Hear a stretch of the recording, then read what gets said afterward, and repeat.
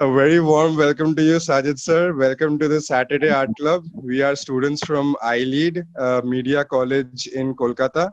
Yeah. It's been 10 or 12 years that our college has been functioning. And so basically, personally, for me, I've known like your work for a very long time. And the Saturday Art Club just started functioning. It's a community of artists learning together and growing together as independent artists. So you are basically our first guest in the So, art club, and it's an immense amount of pleasure to have you with us today, sir. Thank you so much for coming. So let me just introduce Sajid sir to all of you guys who are watching right now. So Sajid Wajid Shaikh is a multidisciplinary artist, and he creates bespoke illustrations with the use of lines, shapes, and all of the other things. Basically, it's basically beyond words to express. And he also does a lot of contemporary art. I mean, I cannot express because the recently whatever he's been putting up on Instagram,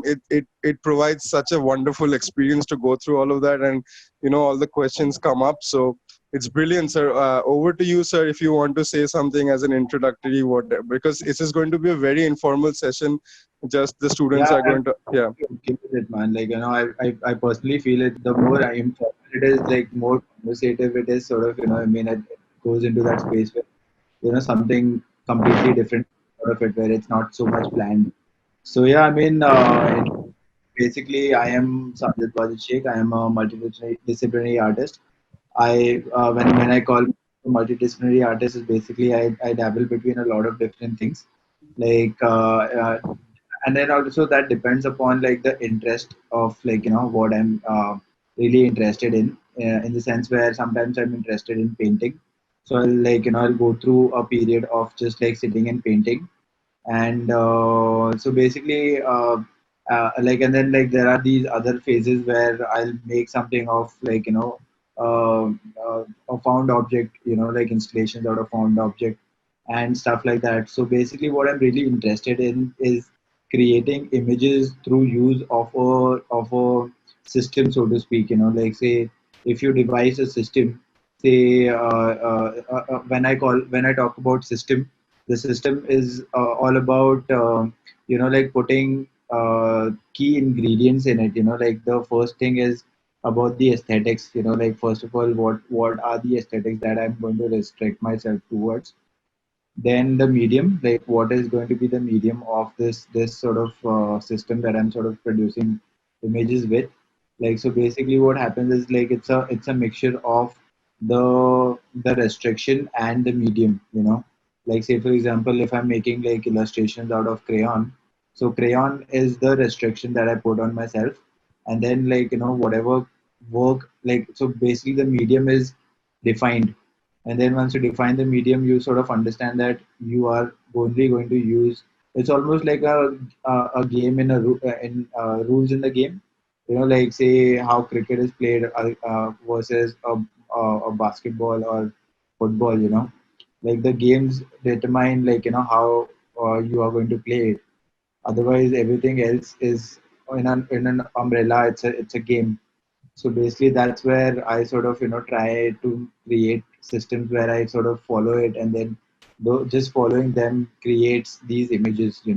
So like say for example, the recent series that I'm working on is basically a relief from me just calling myself an artist by just producing images by drawing or like painting or using computer, where I wanted to make break free and like try photography plus some thought in it. Like sometimes I when I draw I don't put thought in it as much it is about the flow of the work. Like I mean I'll just sit down and create, and then it just keeps happening, and I'm just like responding to what is happening on the page.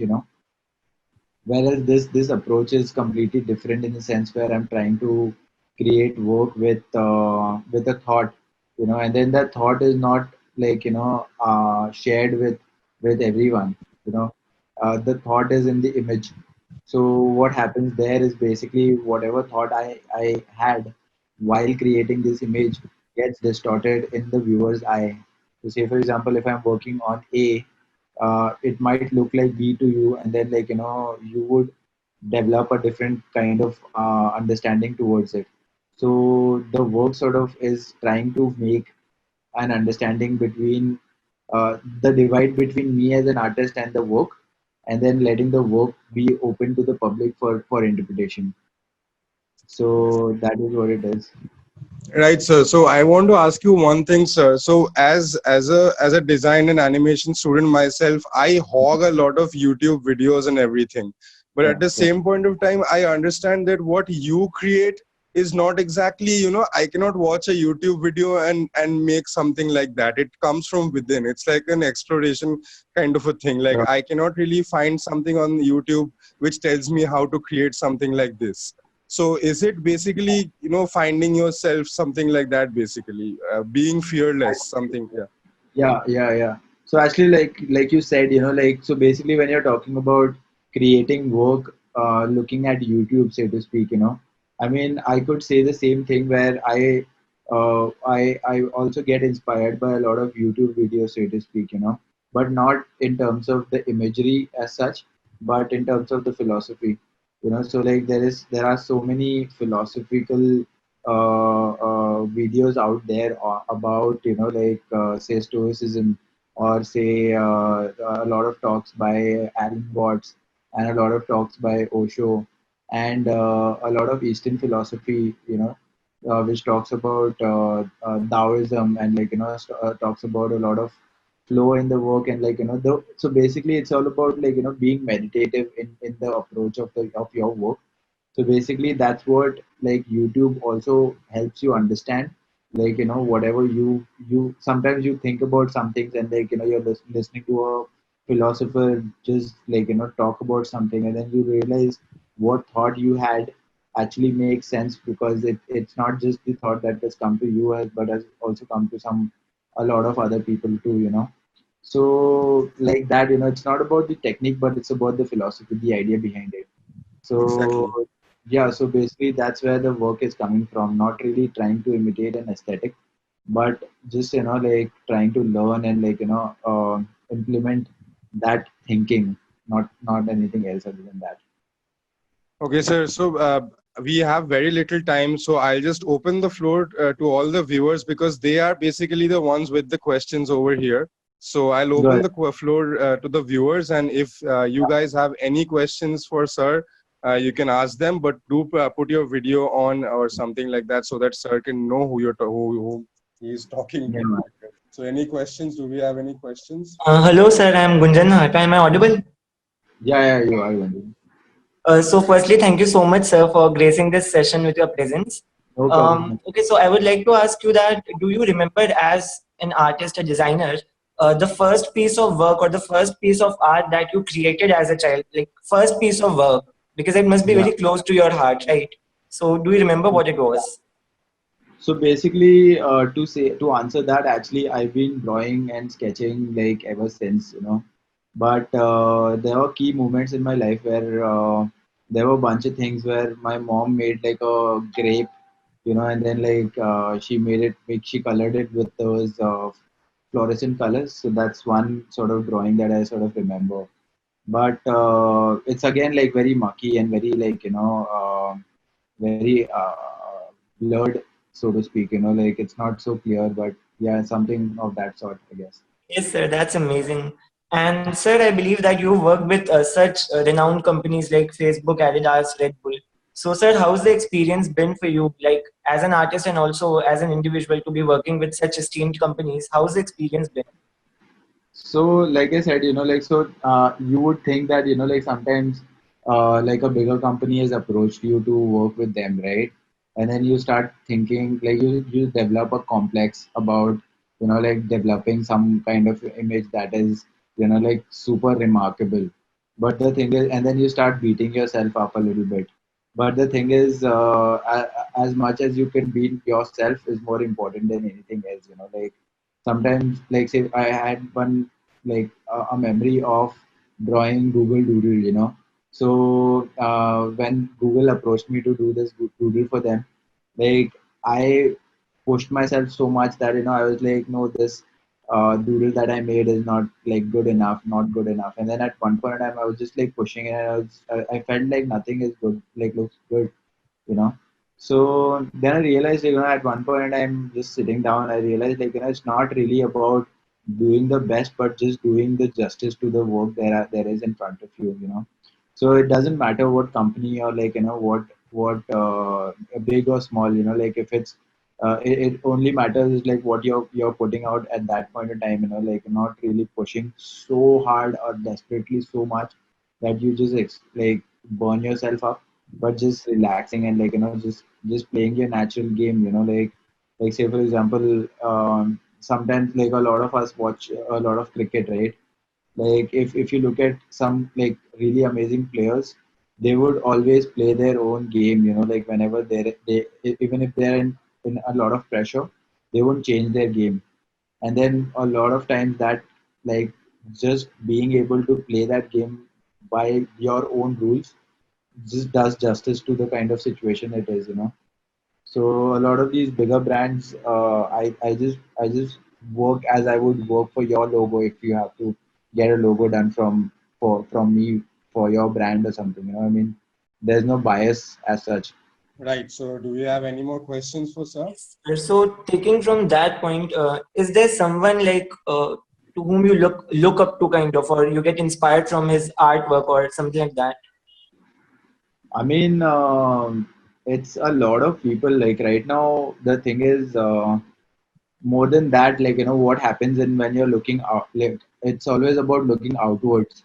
When you're looking at someone, like what happens is you're trying to imitate or you're trying to be in someone else's shoe, whereas like what you do in that case is just like it brings about a kind of complex in your head, like when you're trying to really be something else other than who you already are, like say, so a lot of times you have to realize the fact that the aesthetics that you have is is equally good, like the society sort of develops this idea of this is good or this is bad, but in that overarching umbrella of like how things are in general life, like there is nothing that it's good or that's bad, and everything is good.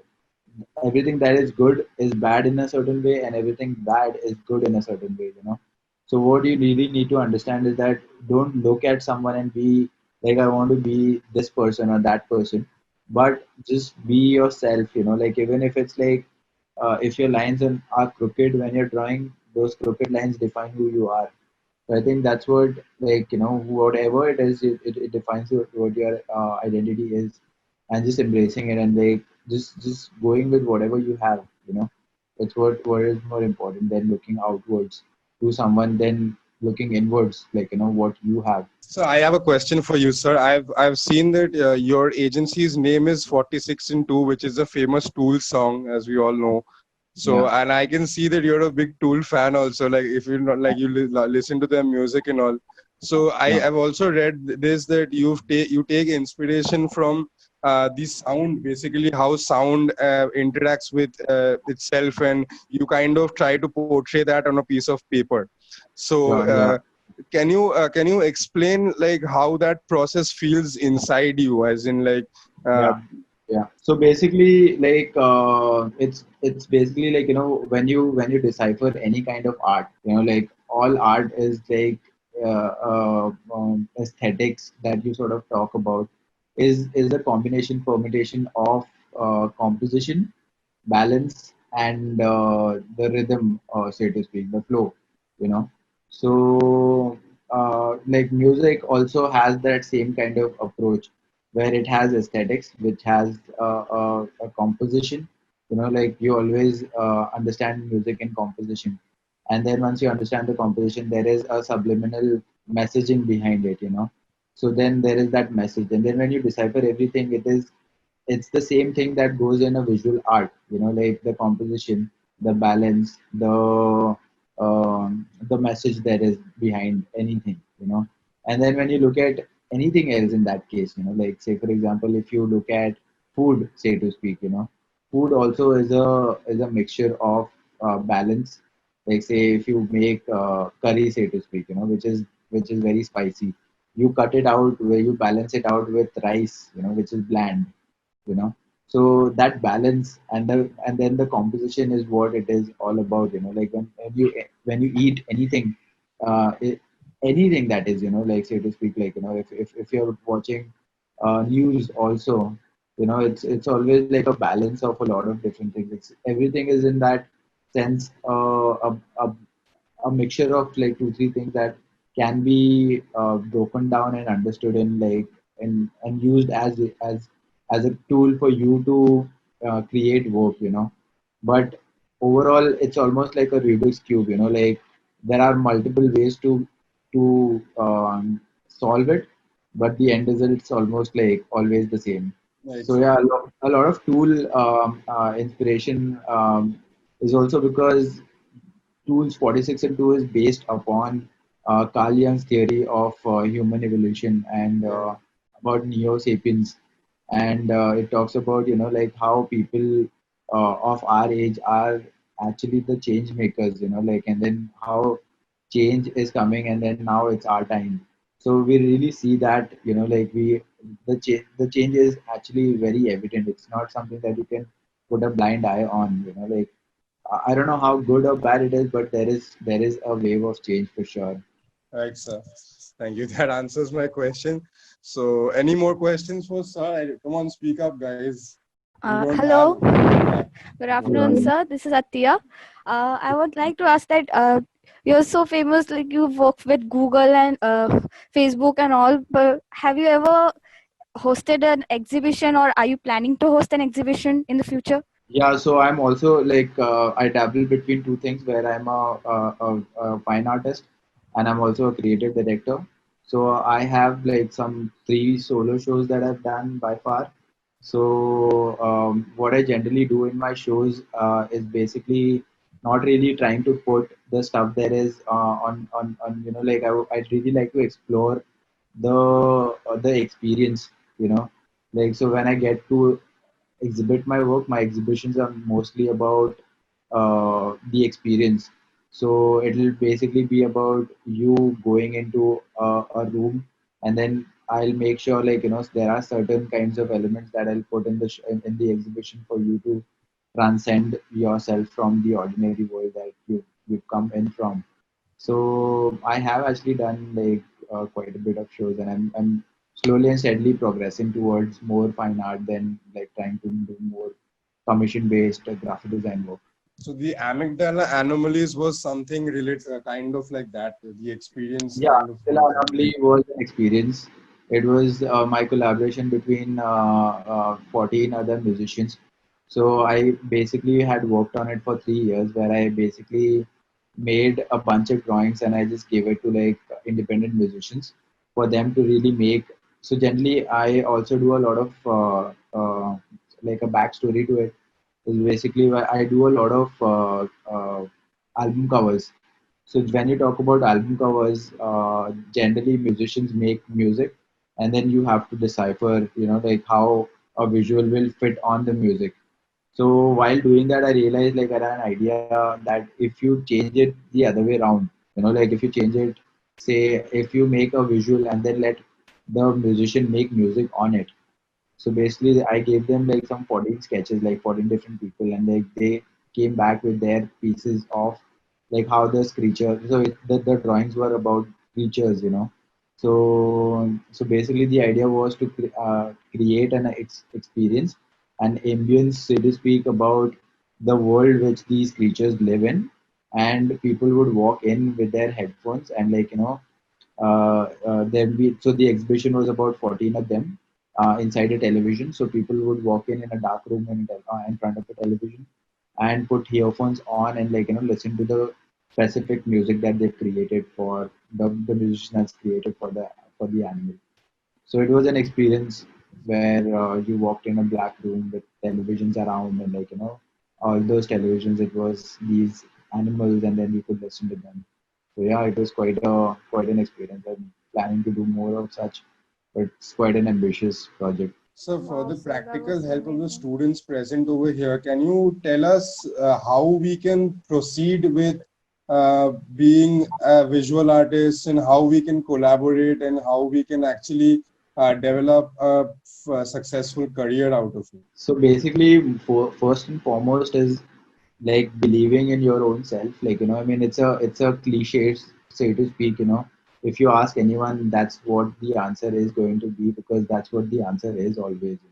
It's always about like, say, understanding and identifying who you are, like A. And once you identify and understand who you are, then going about just doing that. Like, say, if you identify yourself as a shoemaker, then just keep making shoes. And then, like, at one point in time, so, like, I believe in the power of the universe also conspiring to do things for you, because it's not just like a one way interaction. Like, say, if you start creating music right now, and then chances are you don't know anything about music, so to speak, but there is that intention to create something, and then you start creating, and then in that creation what happens is you tend to get more of an understanding of what you're doing. Like, your brain is always the brain naturally is made like that. The brain generally sees patterns and then tries to multiply those patterns. So, like, say right now your brain is working on 1 plus 1 is equal to 2. If you start understanding that, your brain will try to emulate like a little more complex situations. So the ideal answer would be for you to develop yourself as an artist is to start slow. It's all right, like, whichever place you are in, don't compare yourself with the outside. Just be who you are. Just try doing the best you can, and always try to do the best you can. Like, push yourself, like, in the sense where if you feel uh, just do what you feel like, to be honest, and then just surrender to the universe, and then the universe will give you something back. Like, say, if you draw a lot of drawings about computers, there is I guarantee you there's a chance, 100% chance of a computer company coming to you for a collaboration in the future, or some computer geek coming to you to, like, design something for them, or, like, collaborate with them. It's all about just pushing your energy in the right direction, and then there's no right direction as such. Like, it can be any direction. Like, I mean, if you just start repairing microwaves, and then there are chances of somebody coming to you for a microwave related problem. It's about just about pushing yourself in that direction, and that direction will also push itself towards you. It's a two-way interaction between you and the universe. And then, to be a good artist or anything as such, is just about doing one thing and then doing it over and over and over again, to the point you complexify it to a certain degree that you also are baffled to see, like, how weird things are gone. Secondly, the thing is, you are not answerable to anyone. you know you are not answerable to the society, in the sense where, like, you need to explain something to someone. Like, there is an explanation already there. Your work is just to work and create it, and then let it out for anyone else to, like, understand it. And, like, if nobody understands it, it's also cool. Like, don't get intimidated for the fact that, hey, my work, nobody gets it. So it's all right. Just keep doing it. There'll be some people who will develop a taste in your work.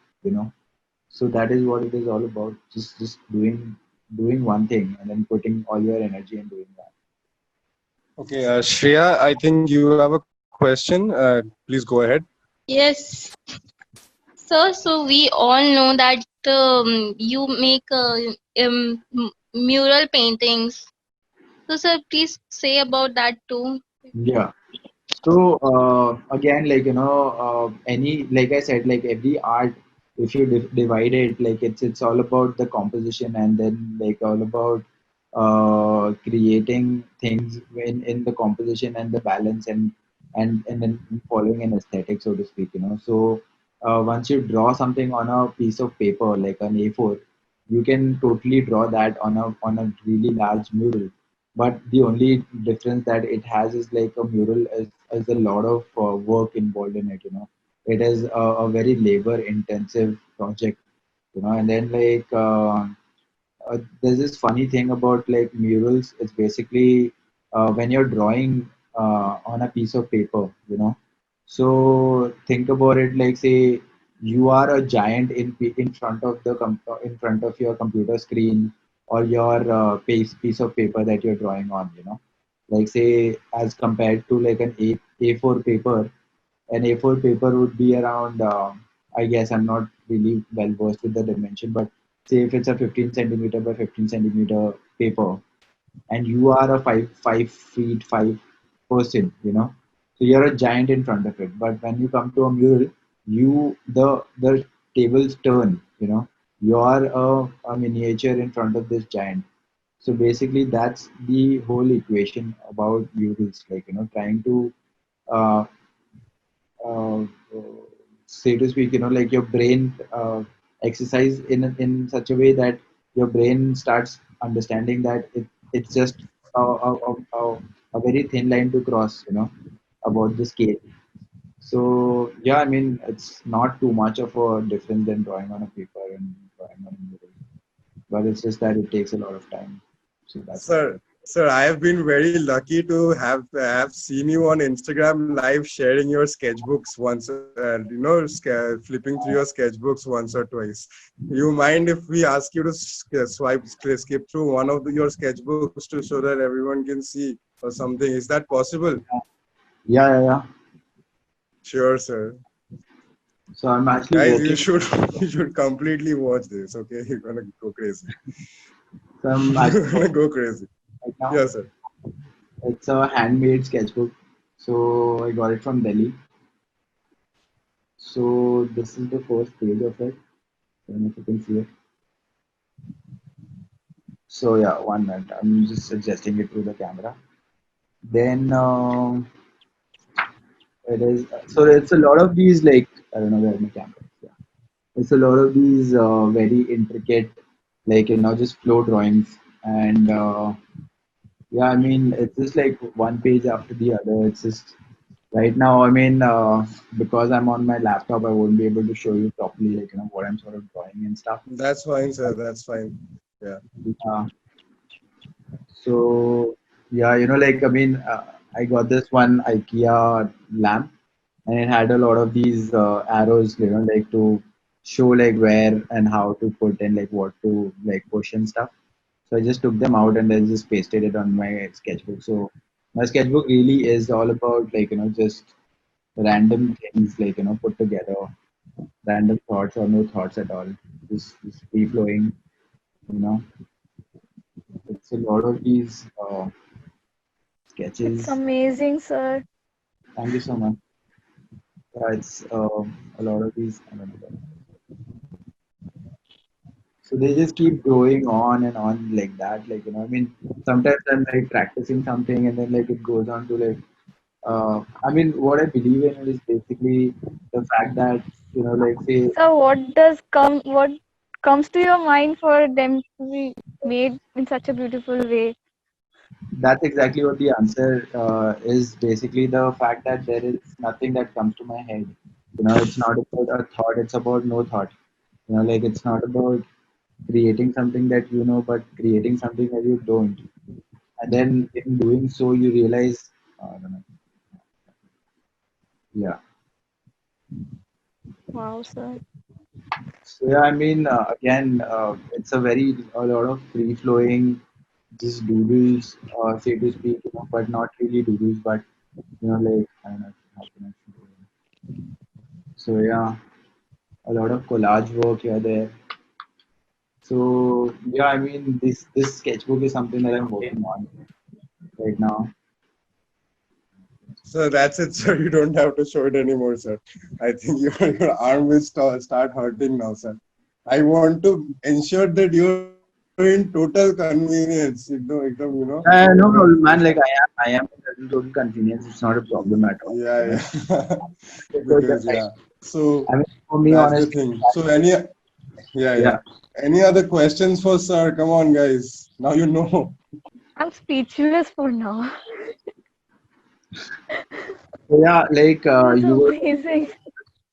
the thought, right? Like that's what the Yes, thing is yes. about it, right? Like the thing is, you don't need to have thought, like always.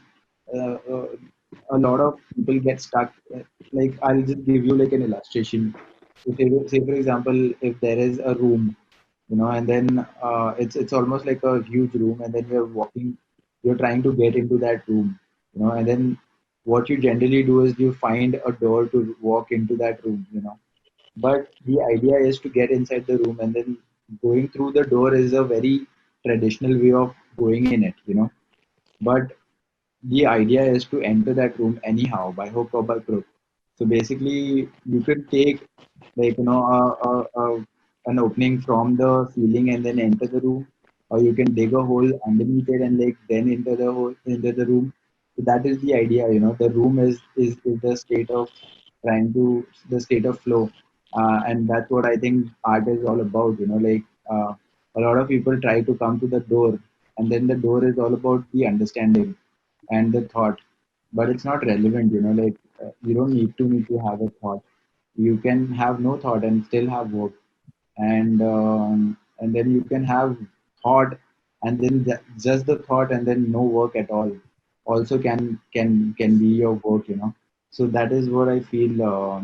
There is no certain criteria of doing one thing. It's multiple ways of doing one thing, but that's what I said about the Rubik's cube. Like it's a lot of different ways of solving it, but the answer always comes to one. So you can always, if you don't know how to solve a Rubik's cube, you can totally open it up and then repatch it. It's not about also about cheating, but it's just another way of doing it. Sir, you haven't had any formal art degree, but you were basically from a media background. So you didn't learn drawing, did you? Like, did you ever learn to draw? I didn't learn to draw, and then at one point in time, I didn't had to learn to draw. Like I think you cannot learn to draw. Like what you can learn is like you can just train yourself in one or two directions. Like say, a lot of people think that learning to draw is a skill, but it's not. It's something that we all have. It's all about just putting pencil to paper, and like it's not even about uh, the fact that a lot of people think that drawing has to look a certain way is what the problem is. Like I mean, it's almost like clothes. Like t-shirt has to look a certain way. It needs to have that circle thing. And then that's when you start like following the herd. But Yeah, then it's the standards basically. So then what separates a good artist from a bad artist? Like why do some artists become so popular and why do some artists, completely submerge inside the whole thing? Why do you think that happens? yeah, that actually is because of the accessibility of the work. Like sometimes you're working, the subject matter of yours can be so absurd that not a lot of people do get it. As an artist, the idea is not to be the popular artist. It's not to be anything but yourself. Like so basically when you look at it, like when you look at a lot of popular artists, it's just the fact that a lot of people are getting what they're trying to do, what they're trying to say. Like it's almost like a pop song. Like say a lot of people know who Himesh Reshamya is against a lot of people who don't know, like people like Kumar Gandharva, so to speak. Both are like singers, both are using the same medium, both are using the same stuff. But Kumar Gandharva is taking the root of the Indian classical and then is talking about the Indian Vedas and like Kabir and stuff. Whereas Himesh Reshamya is talking about something pop, like love and like and then the channel that he's in is also like another Bollywood movies. Like the majority of people are accessing that. So it's all about accessibility, and then it's not about a good artist or a bad artist. There is no good or bad is not a criteria at all. It is not like it just is. Like if you are a person, you are a person. Then good or bad is always this societal norm or societal way of looking at certain things. But you are as an artist, you are independent. You're dependent to a certain degree if you want to be, and then if you want to be independent of the society and the norms and everything else, it's also all right. I mean, that's what the thing is about, like understanding yourself more than anything else. Like you like some dark stuff, then you create a lot of dark stuff, then you'll realize like a lot of people would get appalled by your dark stuff. And then you start creating cartoons and like creating cartoons which are cute.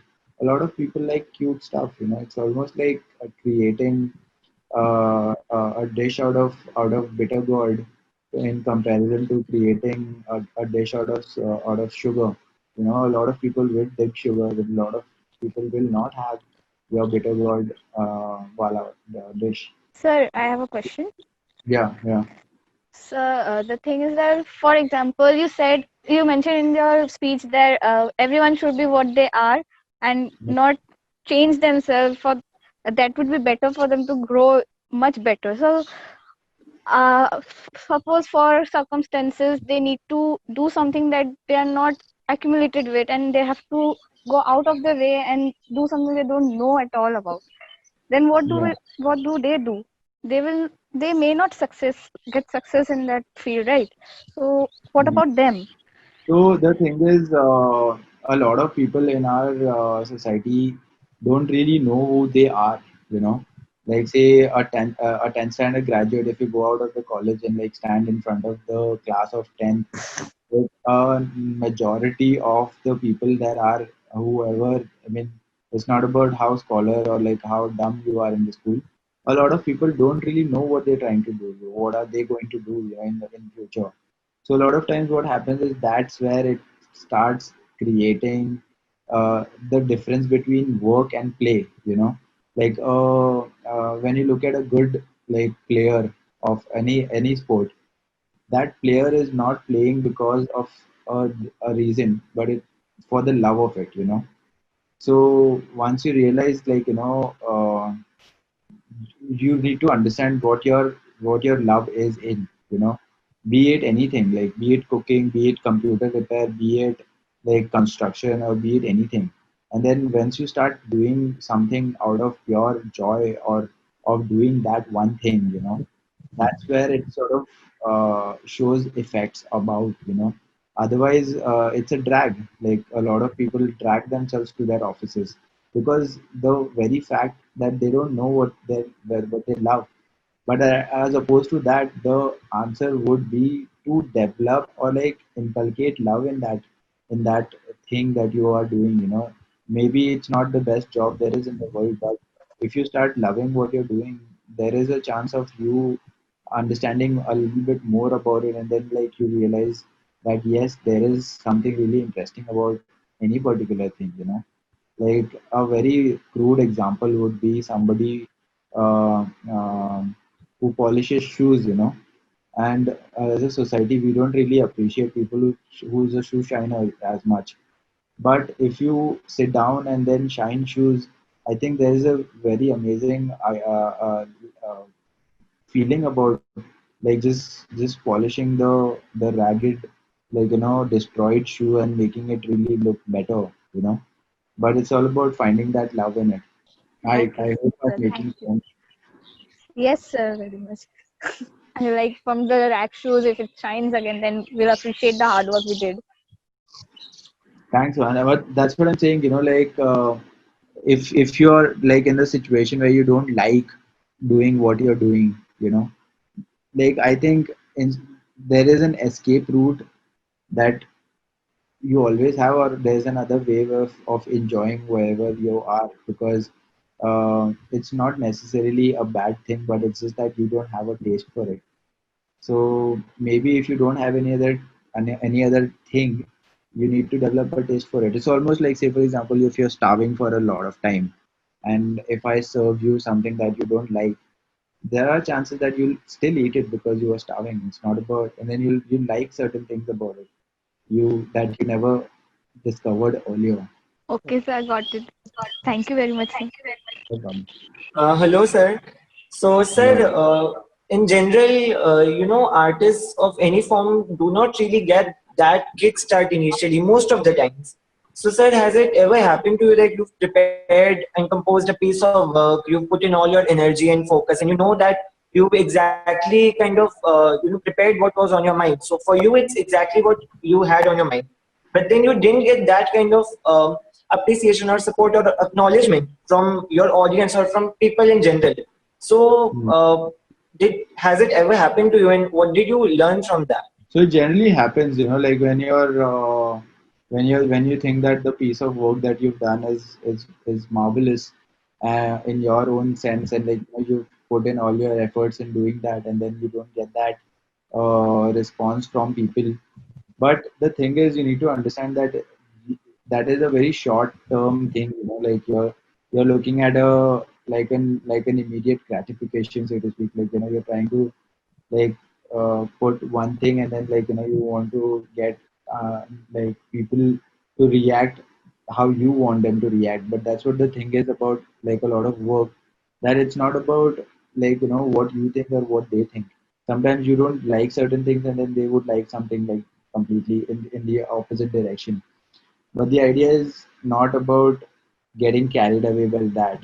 A lot of times what happens is we explore like a direction, and then start finding that like a lot of people are not liking that. Like say if you draw Mickey Mouse and you put it up on your on internet, there are chances of a lot of people appreciating it.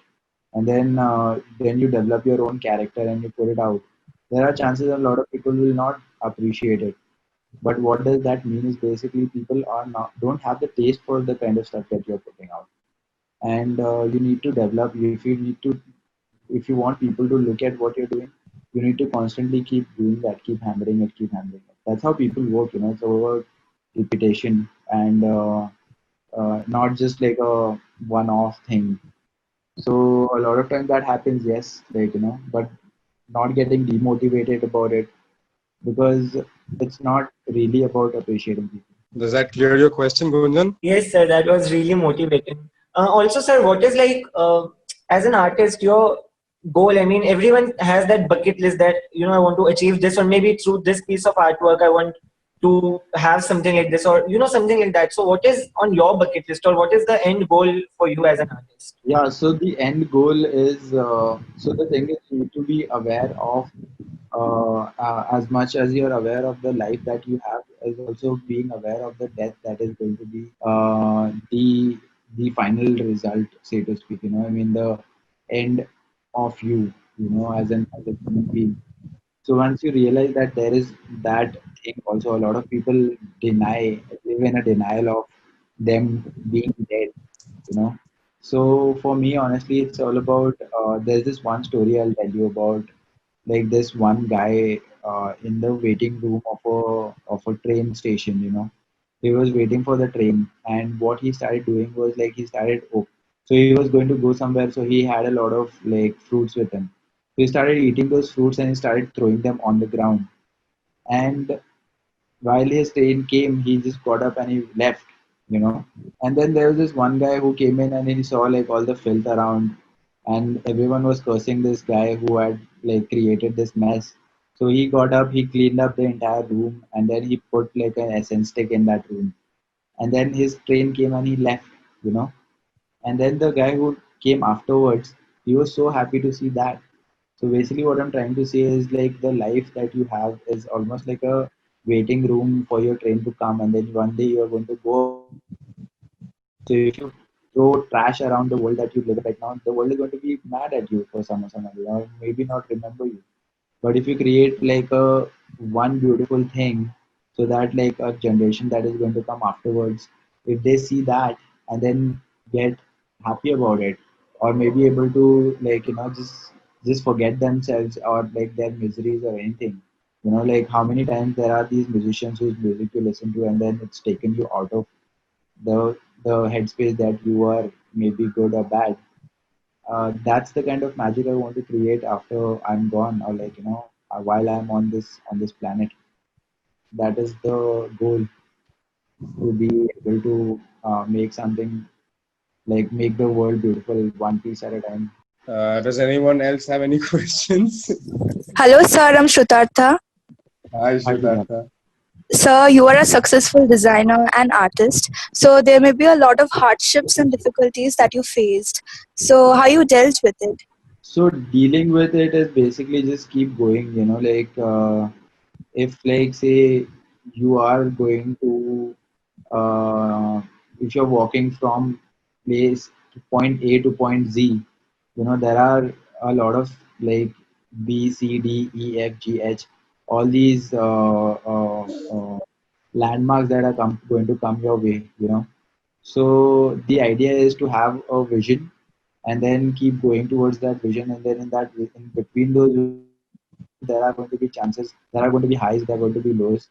So not really caring too much about the highs and the lows, just being focused on the goal that you've set for yourself.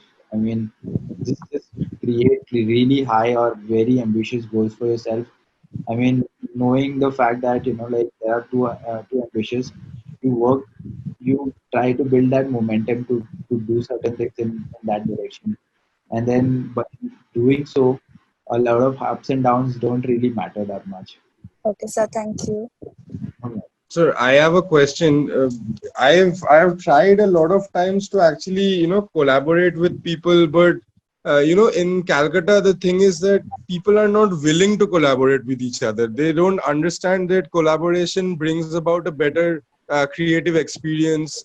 It brings about a much better result at the end, and we can achieve a lot of better things out of collaboration. Yeah, Endure bigger projects. So yeah, there are a lot of independent artists in Calcutta who are very talented by themselves, but they are very. I can say this very sternly that they are very closed for collaboration, and there is this egocentrism that plays inside the whole scene, and they just don't want to collaborate. I mean, I'm not saying I'm the best, but collaboration opens doors so that that can be possible. So how I mean, I've seen the Bombay scene over there. You're from the Bombay scene, so I've seen how beautiful it is, people collaborating. And I mean, from the outside I see, so that's because that is why it might seem that it is beautiful. But uh, yeah. how should we approach collaboration, because there are a lot of rappers doing music, and as visual artists we have a responsibility to make the experience of listening to music and the whole thing a better kind of a product. So how do you approach a collaborative process? I mean, and what is your message to the creative individuals of Calcutta for starting collaborations? See, the thing is, it's a very personal thing. Like, at the end of the day, if you want to collaborate, then you'll collaborate. If you don't want to, you won't. The thing is, how well you pitch your idea to someone and then sell that. Like, it's all about being a good salesman at the end of the day. I mean, it's not about selling a thing, but it's selling an idea to someone. At any given point in time, a lot of people are working on a lot of different things on their own. They're trying to improve themselves. They're trying to also do some commercial project on one side. They have their societal responsibilities of doing like something or the other. So a lot of people are actually over here very burdened with a lot of different things, and then sharing that energy with someone else becomes a little more difficult. But a lot of times, like things like a movie, so to speak, projects like a very ambitious project. So if you could sell that idea to a person, like say you are an animator, and that mutual respect is also important.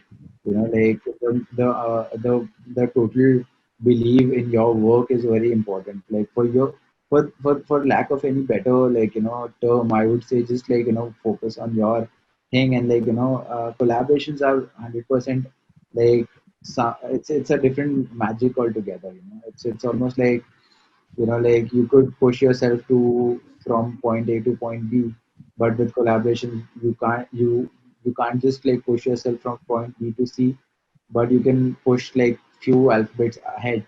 you know it's just about creating the right kind of energy, and it's all about how well your idea is, and how well you have thought of your idea, and how well the person you're trying to collaborate fits in that equation. Like you can't be unsure of what your idea is, and you can't like take that unsure idea to someone and try to get him excited about this unsure idea. So it's almost like creating a band. Like if you have a band direction, if you want to create a band which creates experimental music, you need to find somebody who is an experimental soul, like who would want to experiment. But if you go to someone who don't want to experiment, that person won't be excited.